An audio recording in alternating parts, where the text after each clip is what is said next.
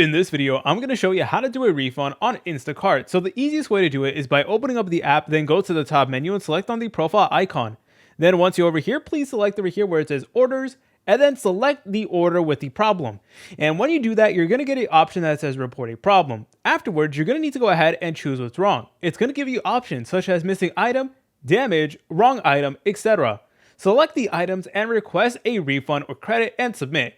And what's great about Instacart is that they usually process it right away, and you may get a refund or credit depending on the situation. You typically have up to 3 days after the delivery to report an issue on the app. And if you request within 24 hours, you can sometimes get a same day refund adjustment.